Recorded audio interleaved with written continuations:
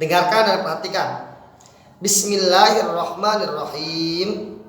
An Abi Musa radhiyallahu anhu anin Nabi sallallahu alaihi wasallam qala al mu'minu lil mu'mini kal bunyani yashuddu ba'duhu ba'dan wa shabbaka baina asabi'ihi. Artinya dari Abi Musa radhiyallahu an dari Nabi Muhammad sallallahu alaihi wasallam bersabda, mukmin satu dengan mukmin yang lainnya itu bagaikan satu bangunan yang saling menguatkan antar bangunan yang lainnya. Dan Nabi Muhammad mengepalkan jari-jarinya. Hadis riwayat Bukhari dan Muslim. Anak-anak yang soleh dan soleha, hadis ini diriwayatkan oleh Bukhari dan Muslim. Siapa sih perawi itu? Perawi itu adalah orang yang mengumpulkan atau mencatat hadis. Nah, hadis ini diriwayatkan oleh Bukhari dan Muslim.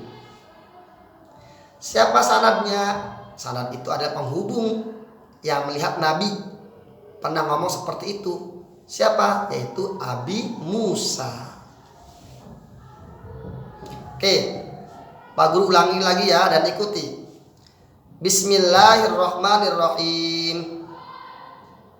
An Abi Musa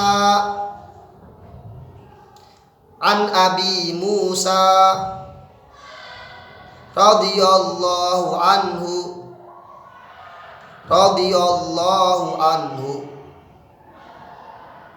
anin nabiyyi sallallahu alaihi wasallam.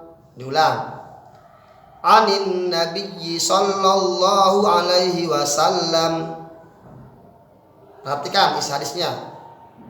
Al mu'minu wal mu'mini. Dan al mu'minu wal mu'mini kal bunyani yashuddu ba'duhu ba'don wa shabbaka baina asabi'ihi. Diulang. Al mu'minu wal mu'mini kal bunyani yashuddu ba'duhu ba'don wa shabbaka baina asabi'ihi. Artinya dari Abi Musa radhiyallahu anhu, dari Nabi Muhammad sallallahu alaihi wasallam bersabda, mukmin satu dengan mukmin lainnya itu bagaikan satu bangunan yang saling menguatkan antara bangunan yang lainnya. Dan Nabi Muhammad mengepalkan antara jari-jarinya. Dihafal ya hadis tentang persaudaraan. Oke, saya terangkan maksudnya. Orang mukmin dan mukmin lainnya itu bersaudara. Ya, bersaudara. Persaudaraan antara mukmin satu dengan mukmin yang lainnya itu bagaikan satu bangunan yang saling menguatkan. Maksudnya apa sih Pak Guru? Maksudnya apabila sebuah bangunan itu tiangnya roboh satu aja, maka kekuatannya akan berkurang. Ya. Contoh, sebuah rumah itu kan pasti ada tiang-tiangnya, ada pilar-pilarnya, ada penyangga-penyangganya. Apabila penyangganya, tiangnya itu pada roboh, maka dipastikan rumah itu tidak kuat, bahkan akan roboh pula. Begitupun kita, persaudaraan kita, persaudaraan umat muslim, persaudaraan orang-orang Islam, itu bagaikan bangunan. Apabila persaudaraannya kuat, apabila persatuannya kuat, maka Islam pun akan kuat berdiri kokoh. Begitupun sebaliknya, apabila persaudaraannya tidak kuat, saling menghina, saling mengejek, saling berantem, saling adu macam-macam, maka agama pun akan runtuh, akan lemah. Oleh karena itu, kita harus tanamkan sikap persaudaraan. Agar apa? Agar agama kita tetap berdiri kokoh. Makanya Nabi Muhammad menggambarkan persaudaraan orang mukmin itu seperti bangunan, dan beliau menggambarkan jari-jarinya dikepalkan. Kepal untuk apa? Bukan untuk menonjok, bukan untuk perang, bukan.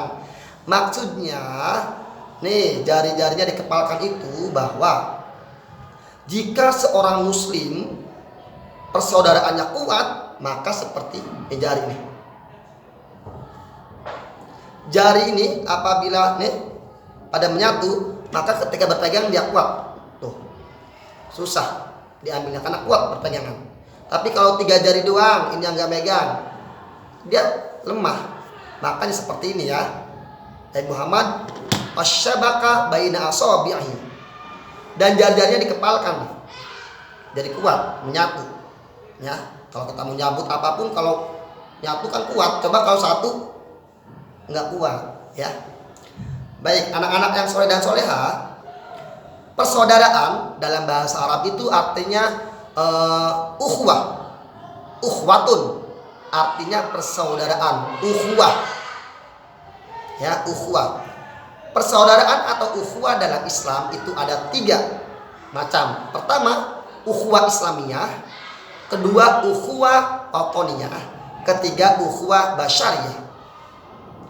Pertama, ukhuwah Islamiyah, yaitu persaudaraan yang didasarkan atau dilandaskan dengan agama, dengan keyakinan. Kita dan teman-teman kita dimanapun berada, baik di luar Indonesia, di Amerika, di Afrika, di Eropa, Australia, dimanapun itu berada, apabila mereka beragama Islam, maka mereka adalah saudara kita, saudara dalam hal ukhuwah Islamiyah. Paham? Yang kedua, ukhuwah watoniyah, persaudaraan didasarkan satu bangsa atau satu tanah air. Contoh, kita di Banten, ya, ada saudara kita, bukan saudara, orang lain, orang Bandung, orang Papua, orang Maluku, orang Sumbawa, orang Sumatera, Kalimantan, di mana-mana itu provinsi di Indonesia ada 36 provinsi, itu saudara kita semua. Saudara dari apa? Ukhuwah watoniyah, saudara yang didasarkan karena satu bangsa, satu negara, satu tanah air. Oleh karena itu kita tidak boleh mengejek, tidak boleh menghardik, tidak boleh ngata-ngatain dan sebagainya. Pokoknya kita menjauhi hal-hal yang menimbulkan perpecahan antara masyarakat Indonesia. Harus saling menghormati, karena itu saudara kita, saudara sebangsa dan setanah air, ya. Ingat enggak waktu di tematik ada kan sila ketiga persatuan Indonesia. Maksudnya bahwa kita diajarkan untuk bersatu padu. Agar apa? Agar kuat bangsa kita kalau bersatu. Kalau kita tidak bersatu, bercerai-berai, kalau ada musuh datang pasti kita kalah. Tetapi kalau kita bersatu, insya Allah negara kita akan kuat. Ya, itu disebut dengan ukhuwah watoniyah, persaudaraan didasarkan oleh satu bangsa dan satu tanah air. Yang ketiga, ukhuwah basyariyah, persaudaraan didasarkan atau dilandasi dengan rasa kemanusiaan. Dari manapun itu berada, dimanapun berada, mau orang Islam kek, mau orang non Islam, mau orang Indonesia, mau bukan orang Indonesia, didasarkan rasa kemanusiaan, itu ada saudara kita. Contoh, seumpama di Afrika terjadi gempa, ya, orang Afrika jauh dong, bukan orang Islam atau bukan saudara kita, bukan siapa-siapa kita. Nah, kita bangsa Indonesia nih mengirim bantuan, bala tentara, bantuan pakaian, makanan. Karena apa? Karena saudara kita didasari atas basyariah, atas rasa kemanusiaan.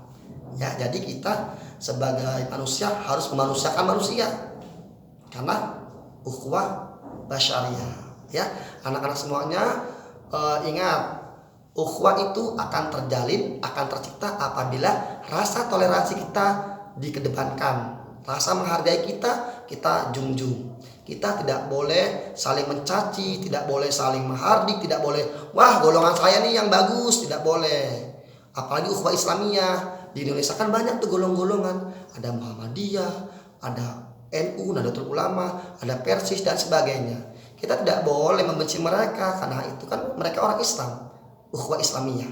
Ya, kita tidak boleh ini kelompok saya nih bagus, masa sholat 23 rakaat, masa sholat 11 rakaat, tidak boleh begitu. Ya, kita harus saling menghargai, saling menghormati. Agar apa? Agar ukhuwah Islamiyah kita tetap terjalin. Begitupun dengan ukhuwah watoniyah. Tidak boleh itu mah orang Sunda, itu mah orang Batak, jangan ditemenin. Gak bisa.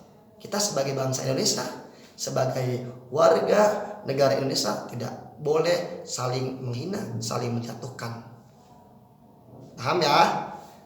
Semoga dapat dipahami dan dimengerti. Nah, tugasnya adalah kalian anak-anak semuanya harus menghafal hadis tentang persaudaraan. Dihafal. Kapan Pak Yusuf distorkannya? Distorkannya ketika masuk sekolah hari Selasa depan. Ya, ingat, setoran hadis tentang persaudaraan disetorkan Selasa depan. Untuk tugas hari ini, anak-anak di rumah mengerjakan PG ya, ingat, latihan PG pelajaran 8 PG yang hadis persaudaraan. Dipoto, kirim ke Pak Yusuf. Sebagai bentuk absennya, silakan tulis nama kalian di kolom komentar, tulis namanya. Dan apabila ada pertanyaan, tulis juga di komentar, ya. Jadi kesimpulannya, hadis persaudaraan diriwayatkan oleh Bukhari dan Muslim. Yang kedua, ukhuwah ada 3, ukhuwah Islamiyah, ukhuwah watoniyah, dan ukhuwah basyariah. Demikian yang dapat saya sampaikan. Terima kasih atas perhatiannya dan mohon maaf apabila ada kesalahan. Dan mari akhiri dengan bersama-sama membaca hamdalah. Alhamdulillahirabbil alamin. Wassalamualaikum warahmatullahi wabarakatuh.